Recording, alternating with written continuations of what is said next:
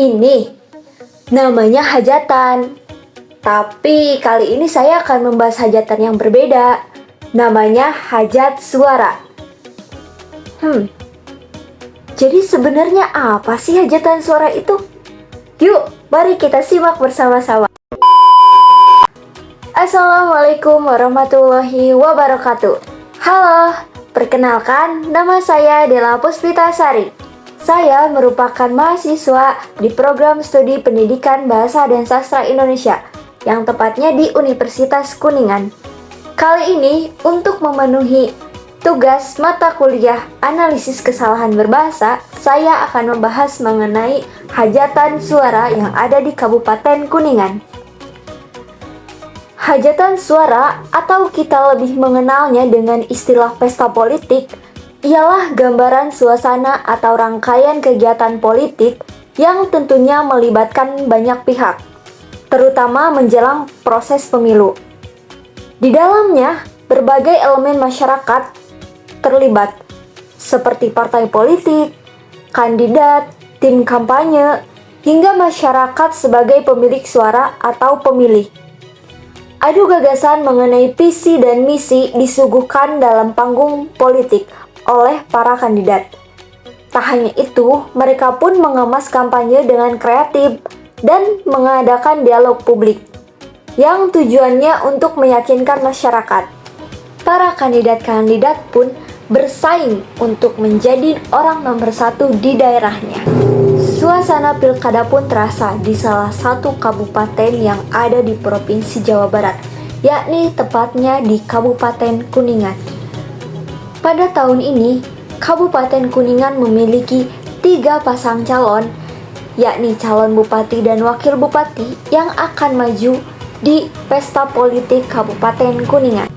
Tentunya latar belakang dari ketiga pasangan calon ini bukan orang sembarangan loh. Ada yang tadinya merupakan pejabat daerah, lalu ada juga yang tadinya merupakan wakil bupati pada periode sebelumnya.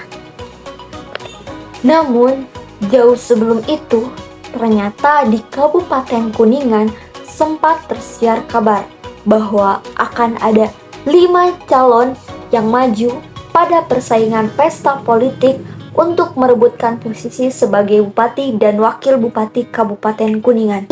Ternyata seiring berjalannya waktu, yang tersisa hanya 3 pasang calon yang resmi dan tercatat di KPU sebagai calon bupati dan wakil bupati yang akan maju pada persaingan di pesta politik Kabupaten Kuningan. Tentunya, ketiga pasang calon ini tidak berdiri sendiri, karena di belakang mereka ada partai-partai yang mengusung mereka. Dilansir dari media online Pajar Cirebon, bahwa Komisi Pemilihan Umum atau KPU Kabupaten Kuningan menetapkan jadwal kampanye pilkada tahun 2024 dilaksanakan selama 60 hari, terhitung dari mulai tanggal 25 September tahun 2024 sampai 23 November tahun 2024. Ini sesuai dengan peraturan KPU nomor 2 tahun 2024. Selama masa kampanye ini, tentunya KPU bekerja sama dengan berbagai pihak, seperti bekerja sama dengan Pemda Kabupaten Kuningan, Bawaslu Kabupaten Kuningan, serta tim kampanye dari ketiga pasang calon, agar seluruh kegiatan kampanye berjalan dengan tertib, lancar, dan pastinya kondusif. Selama masa kampanye ini, ketiga pasang calon berjuang merebut hati rakyat, tentunya dengan visi misi yang mereka miliki, serta janji-janji manis yang biasa mereka tebar, karena itu bertujuan untuk meyakinkan rakyat agar menggunakan hak suaranya dan memilih mereka. Tak lupa, mereka pun membentuk tim SES atau tim sukses yang tujuannya untuk memudahkan mereka menjangkau kepada masyarakat-masyarakat, terutama yang berada di lingkungan terkecil. Tentunya tidak hanya itu, selama masa kampanye, kita pasti akan melihat wajah-wajah mereka terpajang, entah itu dalam bentuk spanduk atau mungkin baliho yang akan kita temui, entah itu di sepanjang jalan ataupun di tempat-tempat yang mudah terjangkau oleh lalu lalang orang.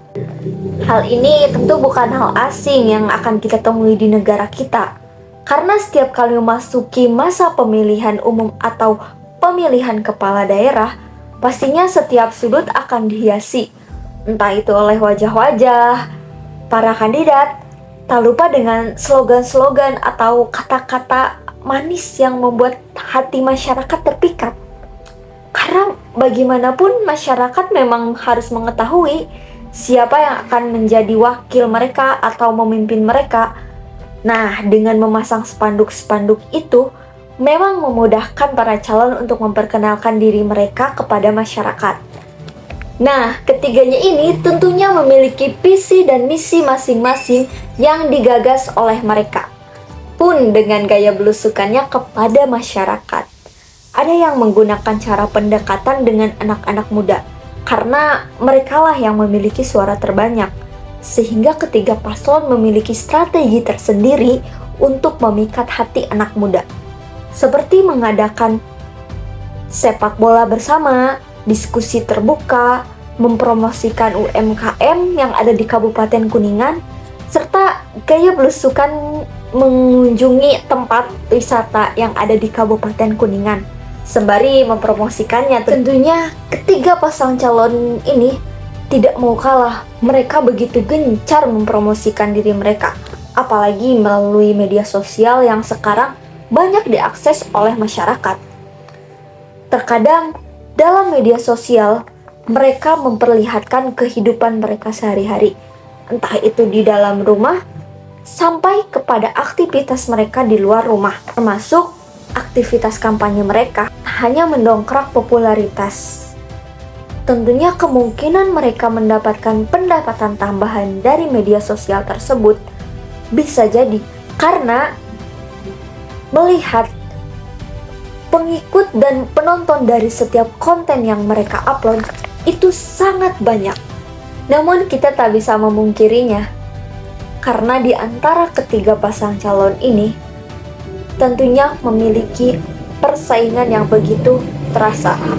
Seperti pada pelaksanaan debat yang diselenggarakan oleh Komisi Pemilihan Umum Kabupaten Kuningan, yakni pada tanggal 2 November tahun 2024, bertempat di Aula Hotel Santika Primer, Kecamatan Cilimus, Kabupaten Kuningan. Terlihat dalam sesi debat itu, ketiga calon memiliki umpan tersendiri untuk saling menyerang. Ditambah masyarakat pun sudah mulai jeli untuk melihat karakter dari setiap calon, karena mereka memang bukan orang-orang asing yang tidak dikenal oleh masyarakat. Ini membuat ketiganya harus berjuang dengan sangat untuk merayu masyarakat. Janji manis pun mereka lontarkan. Tak hanya itu, dalam salah satu diskusi terbuka mengenai adu gagasan yang dilaksanakan oleh Badan Eksekutif Mahasiswa Universitas Kuningan, bekerja sama dengan seluruh elemen mahasiswa yang ada di Kabupaten Kuningan, beserta beberapa pihak berwajib tentunya.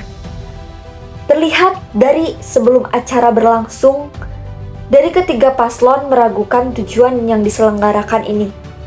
Namun setelah melewati diskusi yang amat begitu panjang, ketiganya pun bersedia untuk hadir di tengah-tengah mahasiswa dan berdiskusi bersama. Ini bertujuan agar mahasiswa semakin mengenal tiap-tiap dari pasang calon, dan para calon pun bisa mendengar secara langsung mengenai apa saja hal-hal yang diaspirasikan oleh mahasiswa dan kedepannya harus dibenahi dengan segera. Masih dalam acara diskusi terbuka adu gagasan yang dilaksanakan oleh Badan Eksekutif Mahasiswa Universitas Kuningan, pada akhir acara, ketiga paslon bersama-sama menandatangani kesepakatan untuk tidak melakukan money politik selama masa kampanye berlangsung tentunya. Money politik merupakan bentuk pelanggaran karena ini menjadi salah satu bentuk yang membuat rakyat tidak bebas dalam menggunakan hak suaranya. Namun, kita bisa merasakan sendiri kenyataan di lapangan. sangatlah berbanding terbalik.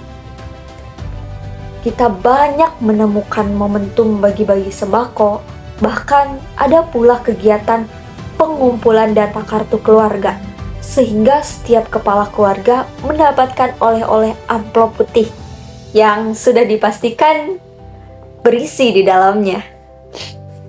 Bahkan beberapa hari menjelang hari pencoblosan atau tepatnya di masa tenang, terjadi dugaan money politik di salah satu daerah di Kabupaten Kuningan. Dilansir dari media online Kuningan Mas, bahwa Bawaslu Kabupaten Kuningan melalui Kordif Pencegahan Parmas dan Humas mengiyakan adanya informasi soal dugaan money politik yang berasal dari salah satu pendukung paslon calon Bupati Kabupaten Kuningan kepada masyarakat di daerah tersebut. Masih dalam media yang sama, saat berlangsungnya masa kampanye akbar, ada 2 pasang calon yang melakukan kegiatan saweran pada saat acara berlangsung. Ini menjadi tanda tanya besar di masyarakat. Apakah kegiatan tersebut tergolong money politik? Saat pihak media mencari informasi dan menanyakan hal tersebut kepada pihak Bawaslu, hasilnya nihil. Tidak ada respon dari mereka. Problematika yang terjadi selama masa kampanye banyak mengundang atensi masyarakat. Tidak hanya mengenai money politik, kerusakan beberapa fasilitas yang terjadi selama masa kampanye membuat masyarakat mempertanyakan bentuk tanggung jawab yang akan dilakukan oleh mereka. Kemudian mencuat berita mengenai salah satu calon yang terindikasi terlibat kasus korupsi,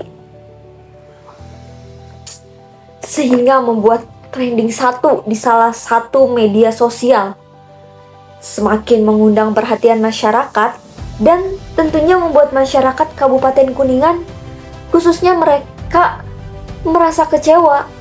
Mengapa hal seperti itu baru hangat dibicarakan? Seperti dilansir dari media online Kuningan Online, Lembaga Swadaya Masyarakat atau LSM Front Reformasi Total atau Frontal melaporkan dugaan korupsi dana alokasi umum atau DAU senilai 94 miliar rupiah di Kabupaten Kuningan, yang seharusnya dana tersebut dialokasikan untuk kegiatan spesifik seperti pendidikan dan kesehatan, justru tidak digunakan dengan semestinya. Pesta politik memang tidak akan pernah lepas dari yang namanya money politik. Kegiatan ini selalu terjadi dengan sembunyi-sembunyi, dan tentunya panggung politik akan menjadi tempat untuk setiap kandidat menyerang dan menjatuhkan rivalnya. Apapun caranya, sekalipun cara tersebut kotor, pasti akan dilakukan oleh mereka yang haus akan kekuasaan. Namun kita sebagai rakyat yang memiliki hak suara untuk memilih mereka, haruslah bersikap dengan bijak dan lebih cermat lagi tentunya. Jangan mudah tergiur oleh janji sesaat. Mereka yang berada di kursi kekuasaan harus selalu disadarkan bahwa ada rakyat yang mereka pimpin, dan suara rakyatlah yang mengantarkan mereka menuju kursi kekuasaan tersebut. Nah, itu tadi penjelasan sedikit mengenai hajatan suara yang ada di Kabupaten Kuningan. Kurang lebihnya saya memohon maaf. Ambil apa yang baik menurut kalian dan buang jauh-jauh hal buruknya. Saya Della Puspitasari izin pamit dan terima kasih telah menyaksikan apa yang saya paparkan. Saya tutup dengan bil hidayah wal taufik. Wassalamualaikum warahmatullahi wabarakatuh.